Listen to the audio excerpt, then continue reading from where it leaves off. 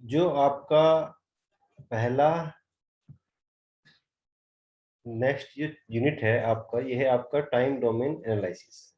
तो इसमें हम जो आपका सिलेबस है बीटीयूपी के जो एनएसक्यू के अकॉर्डिंग, उसमें हमें पढ़ना है कि time response of first order system with unit step input, time response of second order system with unit step input, basic idea of delay time, rise time, settling time, steady state error, maximum overshoot, damping ratio.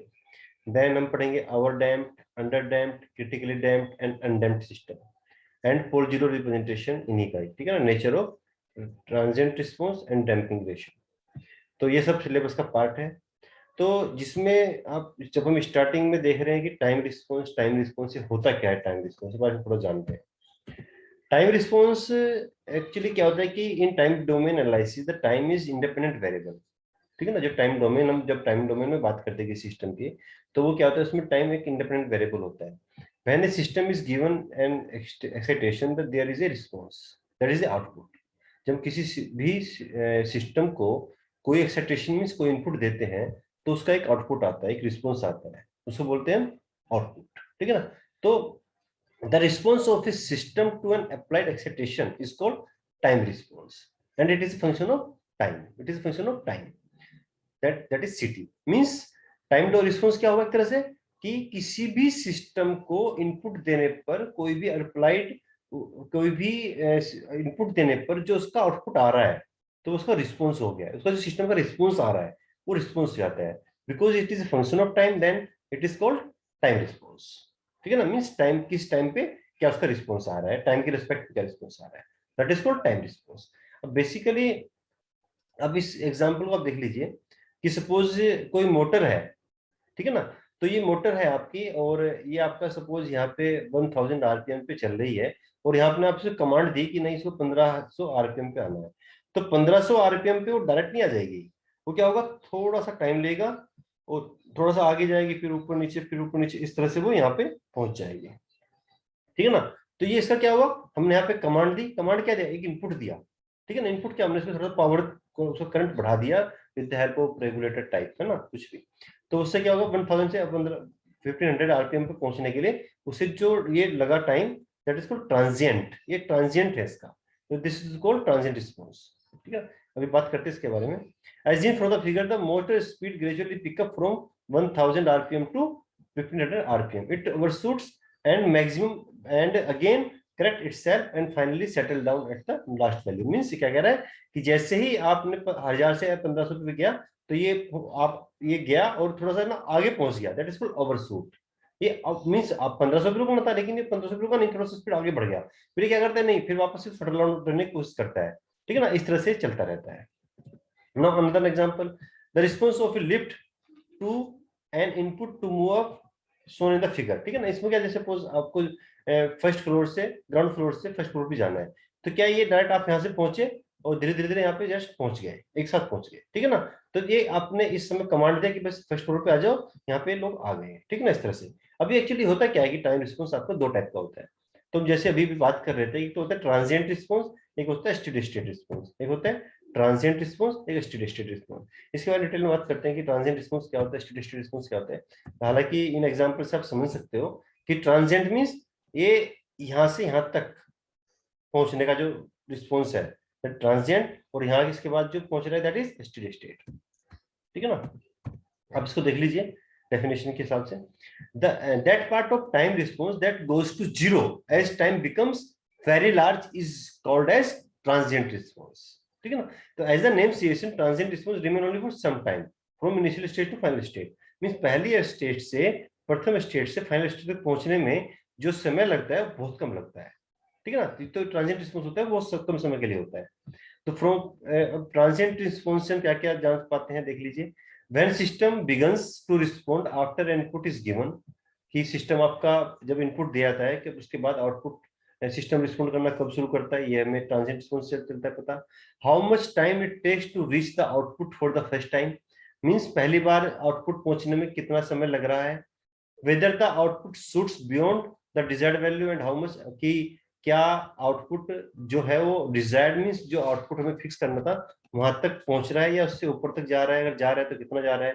whether the output oscillates about its final value, क्या जो output है वो इसके final value के आसपास oscillate कर रहा है या फिक्स है। when it does it settles to the final value, और कब इसके फाइनल वैल्यू पे सेट हो रहा है। now another is steady state response, that part of response that remains after the transient have died out is called steady state response। means जब transient खत्म हो जाता है, ट्रांजिएंट खत्म हो जाने के बाद जो रिस्पॉन्स होता है that is called steady state response. जैसे इस एग्जांपल में देखा ना कि ये क्या था आपका, यहाँ पे हमने कमांड दिया इस पे, और कमांड देने के बाद जैसे ही यहाँ तक आया, ठीक है, ये आपका ट्रांजिएंट है, और जैसे आपका आउटपुट शटल डाउन हुआ, यहाँ पे क्या हुआ है, स्टेडी स्टेट रिस्पॉन्स हो गया है। ठीक है, that is steady state response. तो ये अनदर एग्जांपल है आपका स्टेडी स्टेट रिस्पॉन्स का, कि जैसे सपोज ये कोई और सिस्टम है आपका, और ये यहाँ पे आया और फिर ये ओवरशूट कर गया, फिर वापस आया, फिर नेगेटिव ओवरशूट हुआ, पॉजिटिव ओवरशूट हुआ, फिर नेगेटिव ओवरशूट हुआ, फिर ये वापस ऐसे करके इस ओवरशूट का मतलब होता अपने आप शटल डाउन कर लेता है, यहाँ पे आगे सिस्टम सेट हो जाता है। ठीक है ना, तो ये सिस्टम यहाँ पे थोड़ा सा एरर रहता है, इसको 2 to 5% एरर एक्सेप्टेबल होता है। मीन्स जब आपका सिस्टम का जो रिस्पॉन्स है 2 to 5% इसकी जो फिक्स वैल्यू होती है, सेट वैल्यू होती है, उसके आसपास होता है, तो उसको बोलते हैं स्टेडी स्टेट रिस्पॉन्स। और उससे पहले जो रिस्पॉन्स होता है एक्साइटेशन देने के बाद, that is called transient response. ये एक्चुअली जो रिस्पॉन्स आप देख रहे हैं ये सेकंड ऑर्डर सिस्टम का रिस्पॉन्स है। ये सेकंड ऑर्डर फर्स्ट ऑर्डर क्या होता है ये आप इस वीडियो में आगे देख पाएंगे। ये ऐसी ये आपका फर्स्ट ऑर्डर सिस्टम है, इसमें क्या किया कि 0.98 तक 98% तक पहुंचने में ये जो रिस्पॉन्स होता है ट्रांजिट रिस्पॉन्स, इसके बाद जो रिस्पॉन्स आ रहा है that is steady state response. अगर वो स्टेडी स्टेट रिस्पॉन्स इसकी जो डिजायर्ड वैल्यू है हमारी 1 है, इसके आसपास नहीं पहुंच रहा है, लेकिन उसके जो पहुंचने के बाद जो ये इसके आसपास आ रहा है that is error, that is called error. ठीक है, तो ये है आपका steady state response, transient response की ट्रांसफॉर्म होता क्या है। तो that's all about in this lecture. और इसके बाद इसी लेक्चर में हम कंटिन्यू करेंगे इस वीडियो को आगे, कि इसमें थोड़ा सा बेसिक आपका पुराना रिवाइज करेंगे, वो आप इस वीडियो में आगे देखेंगे।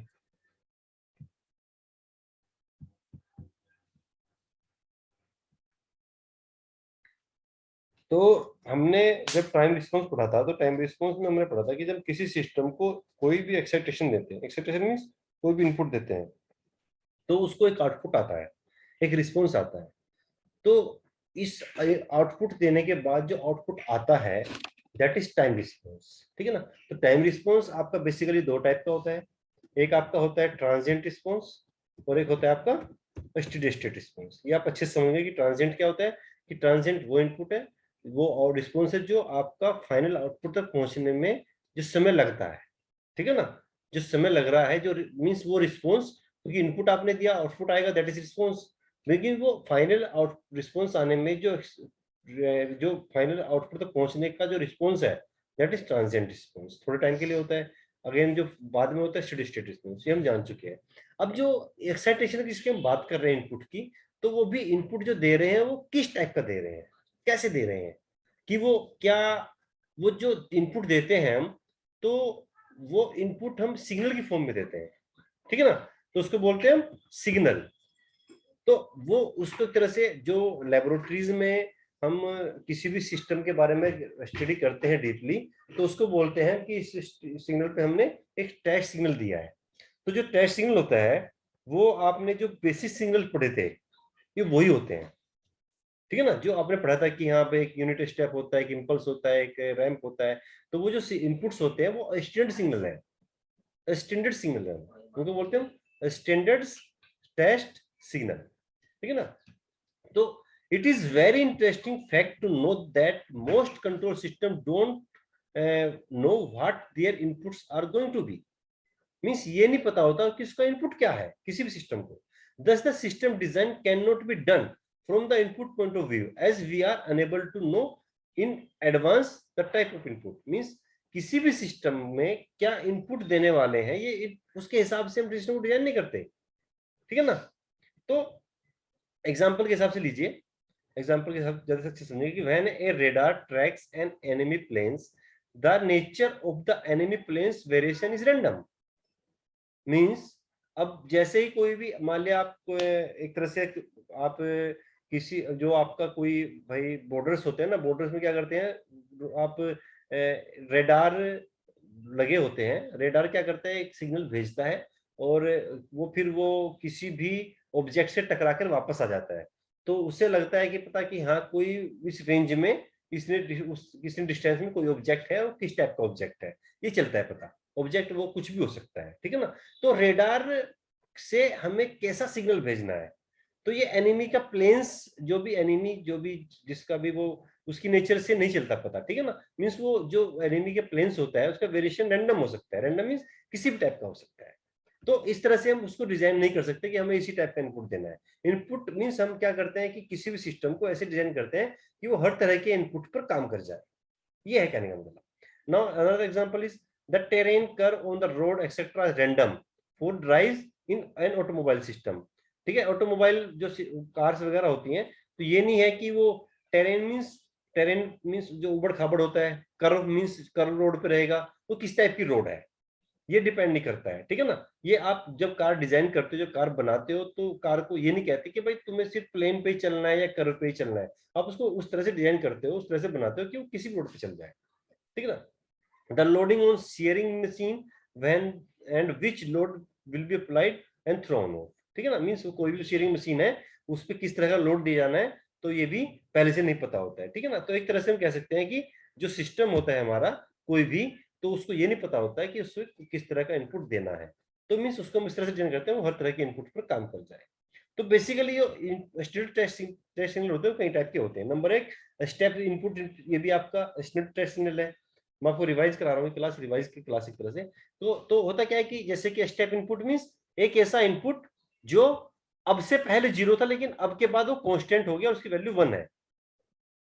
मींस वैल्यू आर है एक तरह से, आर डॉट इसको लगा सकते हैं कि अगर मैंने आर ऑफ डॉट यूटी लिख दिया, इसका मतलब हो गया इनपुट आर है, ठीक है ना। अगर मैं यूटी लिखता हूँ, यूटी, यूटी का मतलब होता है कि कांस्टेंट आपका यहाँ पे कांस्टेंट, ये वैल्यू 1 है आर की जगह। अगर आर ना हो गया 1 हो जाए तो क्या होगा, मींस कांस्टेंट आपकी जो वैल्यू होगी ये 1 होगी और कांस्टेंट होगी, ठीक है। तो that is step input, that is step input.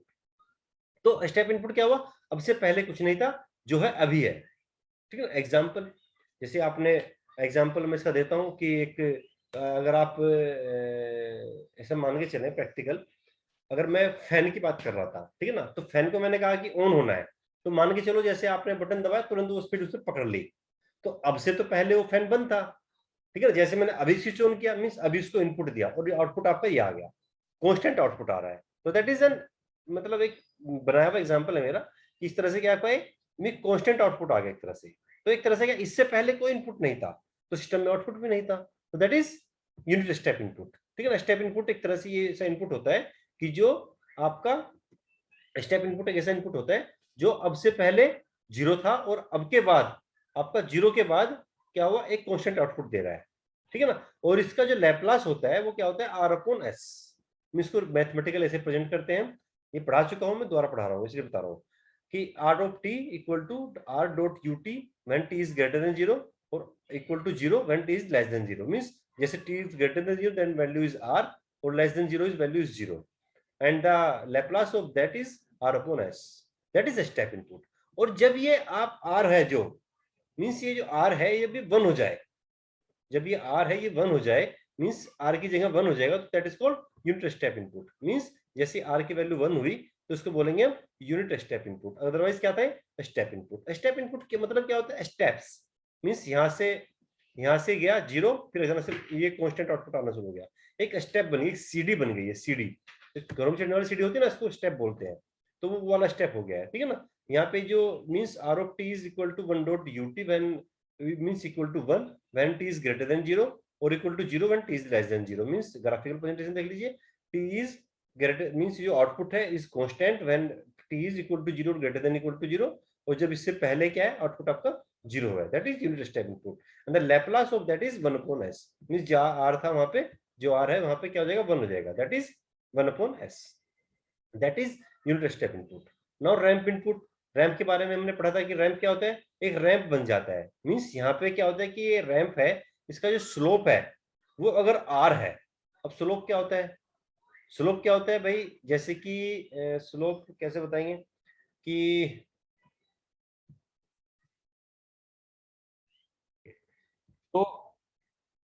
तो जो आपका स्लोप होता है दैट इज झुकाव, तो झुकाव यहाँ पे कितना है इसका आर, ठीक है ना। तो जब R dot t when T is greater than 0 equal to 0 when t is less than 0. So that is ramp signal का, रैंप इनपुट का क्या है, ये मैथमेटिकल प्रेजेंटेशन, ये ग्राफिकल प्रेजेंटेशन है। इसमें क्या है हमारा, ये आर ऑफ टी है, ये टी एक्सिस है, इस पे हमने एक लाइन ड्रॉ करी और इस लाइन का स्लोप कितना है यहाँ पे आर, और इसका जो लैप्लास होता है that is are upon s square. और सिमिलरली अगर ये आर है ना इक्वल टू 1 हो जाए, मींस इस लाइन का स्लोप 1 हो जाए, तो क्या हो जाएगा, उसका बोलेंगे unit ramp signal, unit ramp signal.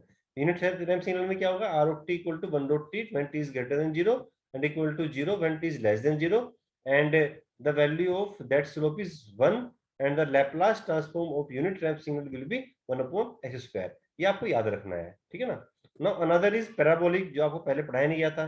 Parabolic means जब किसी सिस्टम का जो रिस्पॉन्स होता है वो पैराबोलिक शेप में होता है, ये पैराबोलिक शेप में हो गया है, ठीक है ना। इसको ये आपका इस तरह से पैराबोलिक बोलते हैं, मींस ये आपका means r of T equal to r t square by 2 when T is greater than 0, और जब इससे पहले क्या हो जाएगा, टी इज लेस देन 0 तो 0। ये आपसे क्या बोलेंगे हम, पैराबोलिक इनपुट। ये मैथमेटिकली प्रेजेंट कर दिया हमने, मींस ये एक लाइन ना होके इस तरह से पैराबोलिक शेप में हो गई है, ठीक है ना। मींस का जो वो होता है आपका Laplace that is are upon s cube, r upon s cube.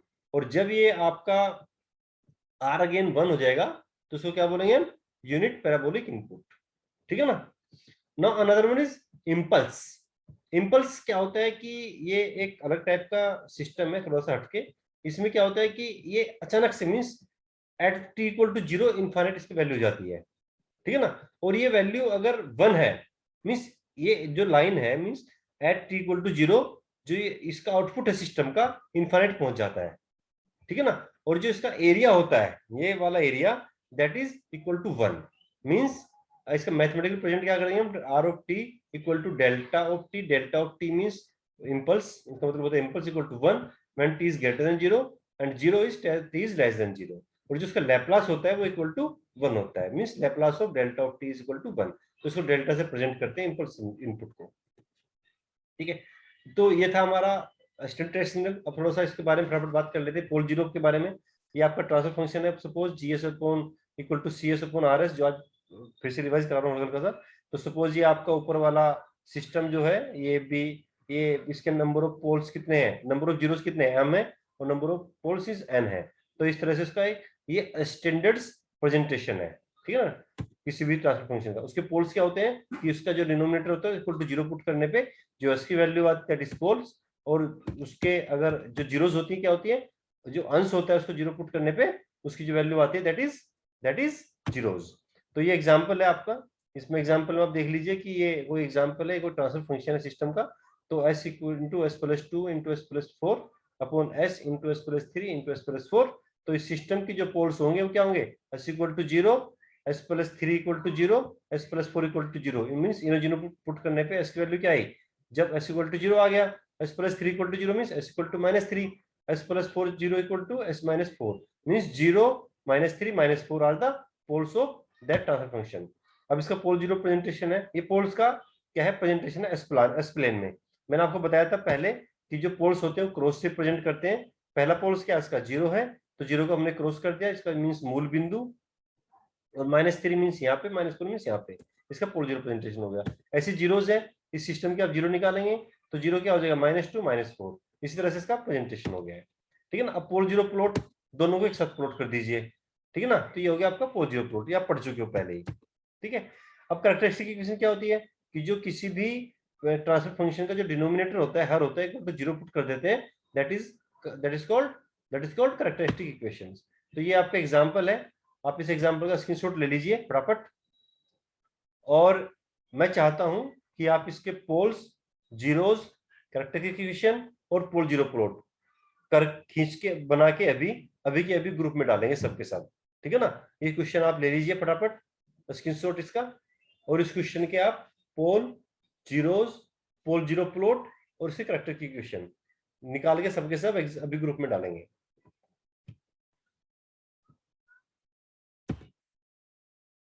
Another example ये है, ये भी ले लीजिए फटाफट, इसका भी स्क्रीनशॉट लीजिए। इसको भी आप सेम करेंगे, ये आपका होमवर्क है, इसको आप करके आज ही भेजेंगे ग्रुप में। s plus 2 upon s into S square plus 2s plus 2 into S square plus 7s plus 12। इसका भी आप पोल जीरोज पोल जीरो प्लॉट यानी कैरेक्टरिस्टिक इक्वेशन के निकाल के मेरे पास भेजेंगे, ताकि मैं देख सकूं आपको समझ में आया था या नहीं आया था पहले से जो पढ़ाया गया था। अनदर एग्जांपल ये है, इसको भी लीजिए प्रॉपर्ट, इसका भी सेम करना है। इसमें poles zeros pole zero plot characteristic equation, ये भी आप अपने आप से करेंगे। कोई डाउट हो तो आप मुझसे डिस्कस कर सकते हैं बाद में, कल हम इस बारे में डिस्कस करेंगे अच्छे से। नाउ हमारा जो मेन टॉपिक है वो है analysis of first order system for step input. ये हम जो बात करेंगे ये करेंगे हम, चलो आज ही कर लेते हैं, आज ही पढ़ा देते हैं इसको, ठीक है। तो सपोज हमने फर्स्ट ऑर्डर सिस्टम, और फर्स्ट ऑर्डर क्या होता है पहले तो हम बात करते हैं कि ऑर्डर ऑफ सिस्टम कैसे निकालते हैं, ठीक है। तो ऐसा करेंगे, इसको हम कल डिस्कस करेंगे, आज नहीं करेंगे। आज के लिए मैंने आपको काफी काम दे दिया होमवर्क, आप उसको अभी वो कीजिए बैठ के, बाकी इसके बारे में कल डिस्कस करते हैं हम, ठीक है ना।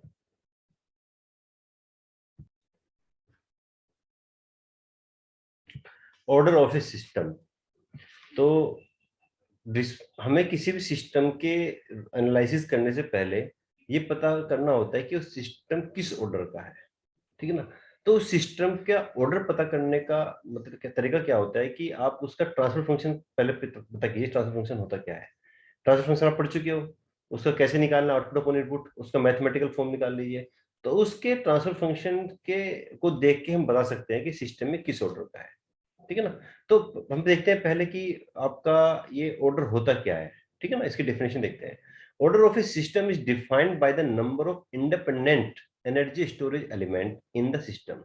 मींस ये होता है कि order of the system means कि उस जैसे मान लो फर्स्ट ऑर्डर है या सेकंड ऑर्डर है या थर्ड ऑर्डर है, किस ऑर्डर का सिस्टम है। तो वो एक्चुअली प्रैक्टिकली होता क्या है कि उसके उसके अंदर उस सिस्टम के अंदर इंडिपेंडेंट एनर्जी स्टोरेज कितने एलिमेंट्स हैं, ठीक है ना। जैसे अगर मान लिया इंडिपेंडेंट एनर्जी स्टोरेज एलिमेंट 1 है तो वो पहले ऑर्डर का सिस्टम हो जाएगा। अगर वो इंडिपेंडेंट एनर्जी स्टोरेज उसके एलिमेंट्स उसके अंदर 2 हैं तो वो ऑर्डर 2 सिस्टम हो जाएगा। अगर इंडिपेंडेंट एनर्जी स्टोरेज एलिमेंट्स 3 हैं तो वो आपका थर्ड ऑर्डर सिस्टम हो जाएगा, ठीक है ना। अब वो तो हो जाता है, अगर हम प्रैक्टिकली सिस्टम को देखते हैं तो उसको देख के बता सकते हैं कि किस ऑर्डर का सिस्टम होगा।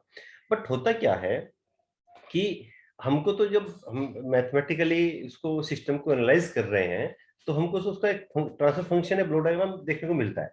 तो हमें क्या करना पड़ता है कि उसका जो ट्रांसफर फंक्शन का जो हाईएस्ट एक्सपोनेंट होता है, ठीक है ना। तो जो ट्रांसफर फंक्शन होता है, ट्रांसफर फंक्शन आपने पढ़ा होगा कि ऊपर में कुछ नीचे में कुछ होता है, ठीक है ना।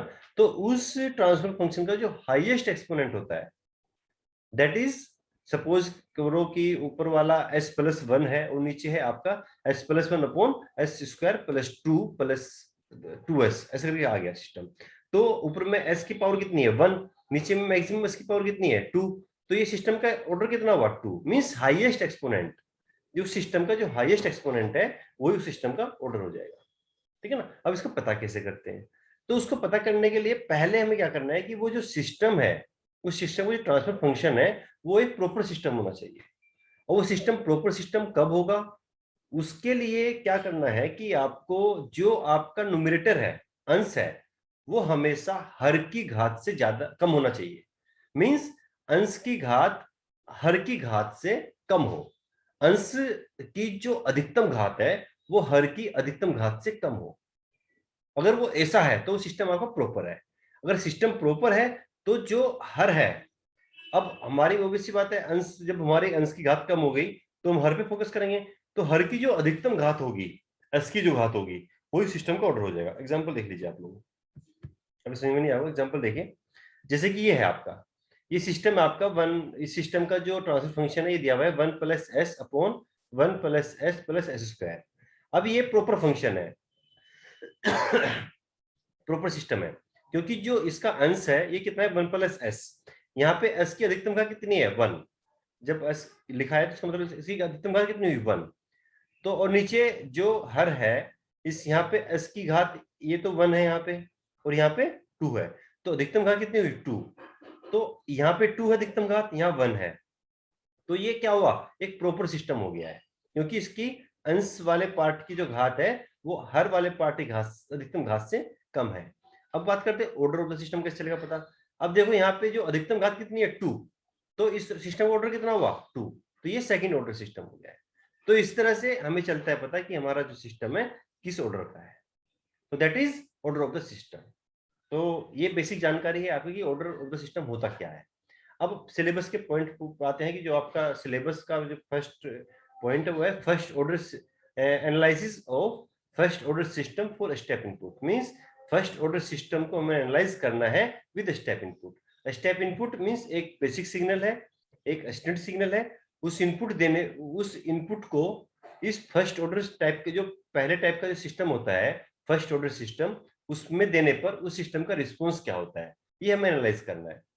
ठीक है ना। जैसे कि भाई हमने फर्स्ट ऑर्डर हमने पढ़ा था कि फर्स्ट ऑर्डर मींस उसकी जो उसका ट्रांसफर फंक्शन होता है, उस ट्रांसफर फंक्शन की अधिकतम घात कितनी हो 1 हो, तो that is first order system हो जाएगा आपका डेफिनेशन के हिसाब से। अब इस फर्स्ट ऑर्डर सिस्टम में हमारा स्टेप इनपुट देने पर इस सिस्टम का रिस्पॉन्स क्या होता है, ये हमें एनालाइज करना है, ये सिस्टम हमें पढ़ना है। अब देखिए कंसिडर कीजिए हमारा कि ये जो आप ब्लॉक डायग्राम देख रहे हो एक क्लोज लूप सिस्टम है, और इसका जो ओपन गेन है ये 1/ts। जो ओपन गेन है, ये जो ब्लॉक डायग्राम है इसमें जो गेन है दैट इज 1/ts। अब ये ओपन गेन अब आप इजीली बता सकते हो कि इसकी अधिकतम का कितनी है, हर की 1 है, तो ये क्या हुआ फर्स्ट ऑर्डर सिस्टम हो गया है। ठीक है ना। और इसमें एक यूनिट फीडबैक दिया आपने। यूनिट फीडबैक का मतलब होता है कि बस जो आया वही दे दिया। मींस यहाँ पे हमने कोई भी इस तरह का रेशियो नहीं लगाया कि इतना पार्ट हम ले रहे हैं। हमने क्या किया, एक यूनिट, इसको बोलते हैं यूनिट फीडबैक। ठीक है, जब इसमें कुछ लिखा नहीं होता यहाँ पे HS = 1 हो जाता है तो उसको बोलते हैं यूनिट फीडबैक। तो हमने यूनिट फीडबैक ले लिया। अब हम जानते हैं, अब हमें क्या करना है, ये ओपन लूप इसका क्या ट्रांसफर फंक्शन मींस ये क्या है GS, और यहाँ पे HS क्या हो गया 1। अब हमें इसका क्लोज लूप ट्रांसफर फंक्शन निकालना है। अब देखिए GS कितना है, यहाँ पे GS है 1/TS, तो GS क्या हुआ सिस्टम का 1/TS, और HS क्या हुआ, HS ये है आपका फीडबैक, तो कितना हुआ HS = 1। अब हम जानते हैं कि जो क्लोज लूप सिस्टम है, जो एक पूरा क्लोज लूप सिस्टम है मींस इसका जो ट्रांसफर फंक्शन क्या होगा CS/RS, CS/RS। ठीक है ना। और इसका ट्रांसफर फंक्शन क्या हो जाएगा GS/1 + GSHS, या कह लीजिए G/1 + GH ना, वो नोन है कि वो GS ही है फंक्शन ऑफ S। ठीक है ना। तो GS की वैल्यू यहाँ पे क्या है 1/TS, और HS की वैल्यू क्या है 1। अब इसमें रख दीजिए आप 1/TS/1 + 1/TS, इसे जब कैलकुलेट करोगे तो ये निकल के क्या आएगा 1/1 + TS। तो ये फर्स्ट ऑर्डर सिस्टम का क्या हो गया क्लोज लूप ट्रांसफर फंक्शन। तो ये आपका फर्स्ट ऑर्डर सिस्टम है, प्रथम ऑर्डर का सिस्टम है। ठीक है ना। तो फर्स्ट ऑर्डर सिस्टम का ट्रांसफर फंक्शन क्या होगा 1/1 + TS। क्लियर हो गया। इसको आप देख लीजिए अच्छे से कि ये आपका अगर स्क्रीनशॉट ले लीजिए और इसमें पूरा कैलकुलेशन भी दिया गया है, इसको आप अच्छे से स्टडी कर लीजिए, इंपोर्टेंट है एग्जाम के पॉइंट ऑफ व्यू से। ठीक है। तो analysis of first order system हम कर रहे हैं, हमने अभी तक कुछ नहीं किया अभी तक। ठीक है ना। अभी क्या किया हमने CS/RS 1/1 + TS ये निकाल लिया इसका ट्रांसफर फंक्शन। अब हमें क्या करना है, इसका आउटपुट निकालना है, इस सिस्टम का आउटपुट निकालना है। इनपुट क्या देना हमें यहाँ पे, हमने क्या पढ़ा स्टेप इनपुट मींस RS हमको देना है यूनिट स्टेप, और आपका आउटपुट हमें निकालना है। मींस यहाँ पर क्या हो जाएगा देखो CS = क्या हो जाएगा, जब CS निकालेंगे तो CS क्या हो जाएगा RS/ ये RS क्या हुआ इधर चला जाएगा, तो RS/1 + TS, और RS क्या है यहाँ पे यूनिट स्टेप। अब हमें इसको देखना है। देखिए यूनिट स्टेप क्या है हमारा R(t) = U(t) when t is greater than 0 and t is less than 0 then it is 0।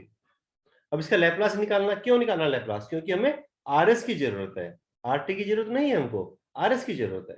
तो RS क्या होता है, हमने पढ़ा था ट्रांसफर फंक्शन कि जो यूनिट स्टेप सिग्नल होता है हमारा स्टेप सिग्नल यूनिट स्टेप, तो उसका जो लैप्लास होता है वो क्या होता है 1/s 1/s।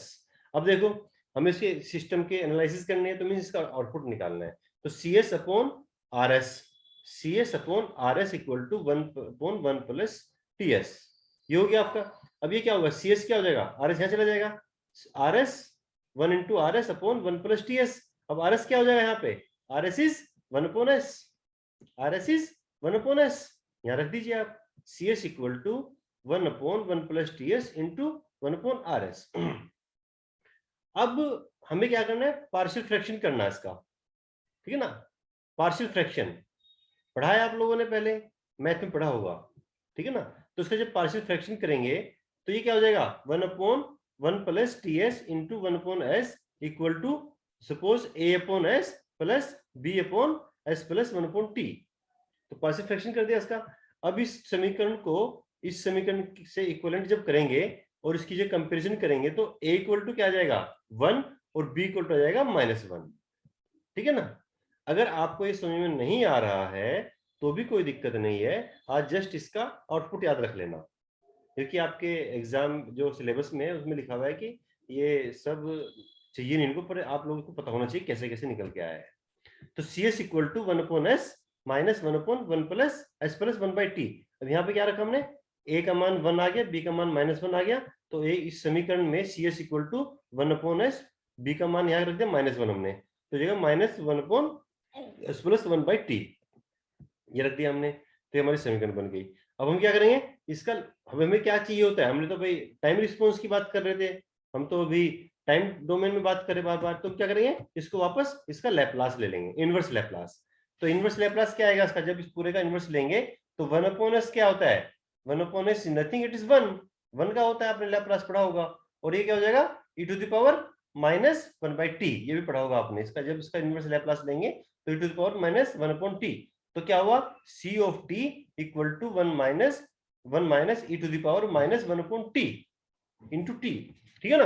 तो ये क्या हुआ, जब ये उस सिस्टम का आउटपुट हो गया जब सिस्टम को आपने यूनिट स्टेप इनपुट दिया। तो it is the response, it is the output of first order system when the input is step input. जब आपने उस सिस्टम को स्टेप इनपुट दिया है तो सिस्टम का आउटपुट ये हो गया c of t equal to 1 minus e to the power -1/t। तो ये हो गया इसका आउटपुट, ठीक है। तो ये थी मैथमेटिकल एक्सप्रेशन। अगर आपको ये बीच में, वैसे तो कोई टफ नहीं है बट मैं कहूँगा थोड़ा सा याद रख लो उसको, अगर आप याद नहीं रख पा रहे तो कोई बात नहीं, ये आपको पता होना चाहिए कि जब इनपुट आप यूनिट स्टेप दोगे, यूनिट स्टेप मींस ये इनपुट दोगे आप, ठीक है ना, तो ये इनपुट देने पर उस फर्स्ट ऑर्डर सिस्टम का आउटपुट क्या आता है, c of t equal to 1 minus t 1/t into t. ये आपके याद रहना चाहिए, बार बार पूछा भी जाएगा, एग्जाम में भी आएगा, ठीक है ना, ऑब्जेक्टिव क्वेश्चन में भी आता है कभी है। तो ये होता है आपका फर्स्ट ऑर्डर सिस्टम का मैथमेटिकली रिस्पॉन्स हमने निकाल दिया है। ओके, नाउ इसका ग्राफिकल प्रेजेंटेशन देखते हैं। अब हम इसको क्या करेंगे, ग्राफ में प्रेजेंट करेंगे इसका 1 minus e to the power -1/t t। तो ये है कि इसे कैसे करेंगे हम क्या करेंगे, पहले t इक्वल टू 1 रखेंगे, ठीक है ना। तो t इक्वल टू t पे, फिर 2t पे, फिर 3t पे, फिर 4t पे। तो हम जब 2t 3t 4t की वैल्यू निकालेंगे तो इस तरह से ये c ऑफ t आ गया, ये t, तो t versus c of t की वैल्यू निकाल रहे हैं।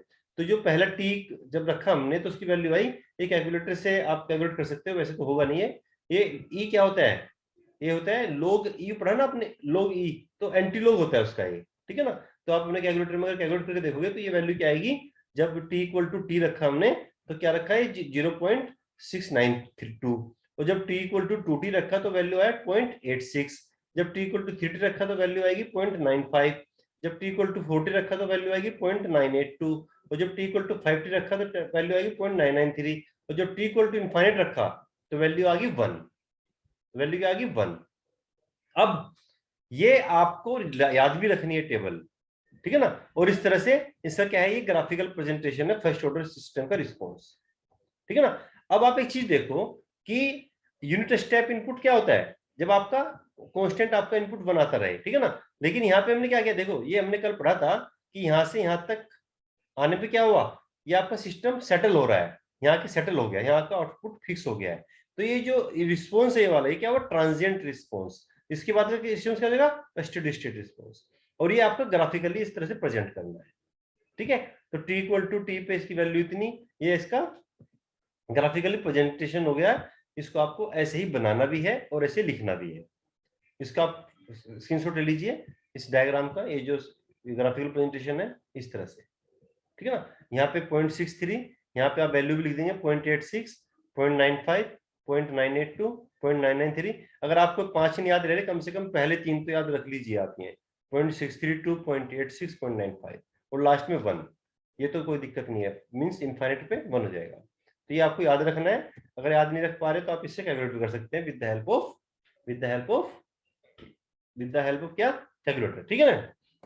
नाउ अब इसके बाद थोड़ा टाइम कांस्टेंट के बारे में थोड़ा सा, जो हमने ये रिस्पॉन्स देखा है सिस्टम का यूनिट स्टेप पे, कुछ इस तरह का रिस्पॉन्स है सिस्टम का, फर्स्ट ऑर्डर सिस्टम का रिस्पॉन्स इस तरह का आ रहा है। अब इसमें हमने कुछ पॉइंट्स एनालाइज करे हैं कि जब t equal to infinite means infinite time पे उस सिस्टम का रिस्पॉन्स क्या हो गया है, 1 हो गया है, ठीक है ना। तो इनफाइनाइट टाइम्स पे सिस्टम का रिस्पॉन्स 1 हो गया, पहला पॉइंट तो एनालाइज किया। दूसरा पॉइंट क्या है, practical the value of CT is within 5% of final value at t equal to 3t and 2% at the t equal to 4t means जब 3t है तब t equal to 3t हमने देखा यहाँ पे, तो जो ये आपका स्टेडी स्टेट आउटपुट 1 आना था, तो उसमें क्या है कि 5 यहाँ पे 5% एरर है इस सिस्टम में, क्या है 5% एरर आ रही है। और यहाँ पे जब t equal to 40 देखा तो वो एरर 2% हो गई है, ठीक है ना। तो 2% एरर हो गई है। In practice t equal to 3t और 40 में be taken as the steady state. तो प्रैक्टिकली क्या होता है कि हम इसको t इक्वल टू 3t 40 पे जहां 5% मींस स्टेडी स्टेट रिस्पांस क्या होता है कि जब 2 to 5% एरर रह जाए तो उसको हम steady state output calculate consider कर सकते हैं, ठीक है ना। अगर 100% अगर जीरो ही हो जाए उसमें एरर तो ज्यादा अच्छी है, नहीं अगर होता है तो हम जहां पे 5% हमारा आ जाता है तो उसको हम क्या कह देते हैं कि ये आपका स्टेडी स्टेट आउटपुट इसका हो चुका है। तो टू इक्वल टू 3t पे हम कह सकते हैं t equal to T 4t 5t पे ये आपका स्टेडी स्टेट आउटपुट आ चुका है। इसलिए मैं कह रहा हूँ कि t 2t 3t आपको तीन टर्म तो याद ही रखनी है, क्योंकि 3t पे क्या होता है 5% आपका एरर आ गया है, तो यहाँ पे क्या होगा हम इसको कंसीडर कर सकते हैं कि स्टेडी स्टेट आउटपुट आ गया है। Now how quickly the value reach steady state is a function of the time constant of the system means ये कितना फास्ट आपका यहाँ पर पहुंच रहा है रिस्पॉन्स आपका स्टेडी स्टेट पे, तो फंक्शन ऑफ टाइम है, ये टाइम पे डिपेंड कर रहा है, ठीक है ना। तो that is all about the first order system, उसका कैसे कैसे टाइम रिस्पॉन्स मैंने एनालाइज किया है। बाद में इसमें बहुत सारी चीजें हम स्टडी करेंगे, लेकिन उस चीजों के बारे में जानना जरूरी है। तो पहले हम क्या करेंगे कि सेकंड ऑर्डर सिस्टम के बारे में डिटेल में बात करेंगे। सेकंड ऑर्डर सिस्टम ये हमारा है analysis of second order system with step unit step means अब सिस्टम हमारा क्या हो जाएगा, सेकंड ऑर्डर का हो जाएगा, इनपुट हमारा सेम रहेगा। तो इसका जब एनालाइज करेंगे तो ये थोड़ा सा लेंथी पार्ट होगा, लंबा पार्ट होगा। तो उसके बाद हम डिस्कस कर पाएंगे कि इस सिस्टम में कुछ चीजें हैं, जैसे कि ये कितना आपका राइज हुआ है कहाँ पे, तो उसे बोलते हैं राइज टाइम, कितने टाइम पे राइज हो गई पूरा, फॉल टाइम, ठीक है ना, rise time, fall time, peak value. तो ये सब चीजें हम जब सेकंड ऑर्डर सिस्टम को अच्छे से स्टडी कर लेंगे तो उसके बारे में भी अच्छे से मैं आपको बता दूंगा अगले लेक्चर्स में कि इसका पीक वैल्यू कितना हो गया, पीक ओवरशूट, वो तो चीज इसमें होती नहीं है। और भी कुछ डेफिनेशंस हैं जो आपका पार्ट ऑफ सिलेबस है, वो फर्स्ट ऑर्डर सिस्टम में आपको एग्जाम आपके सिलेबस में नहीं पूछ रहा है, लेकिन ये सेकंड ऑर्डर सिस्टम में वो सब चीजें पूछ रहा है, तो उसको डिटेल में बात करेंगे। तो ये बेसिक था आपका बिल्कुल, जो कल मैंने पढ़ाया परसों पढ़ाया, उन सब का एनालाइज करने के बाद आज जो हमने पहला टॉपिक पढ़ा है analysis of first order system with unit step input, तो दैट्स ऑल अबाउट, है ना। तो हमने पहले आपको इसीलिए बताया था कि थोड़ा सा अगर ये चीजें आप जान जाएंगे तो उसके बाद आपको चीजें आसान हो जाएंगी कि यूनिट स्टेप क्या होता है, बेसिक इनपुट हो गया है, ऑर्डर ऑफ द सिस्टम क्या होता है हमने बता देता है, कैसे चलेगा पता कि क्या सिस्टम का ऑर्डर है, उसके साथ साथ वो क्या रिस्पॉन्स है, रिस्पॉन्स किस टाइप का होता है, कितने टाइप का होता है। तो ये था ये सब चीजें। तो इसके बाद अगर आपको डाउट है तो आप मुझसे पूछ सकते हैं।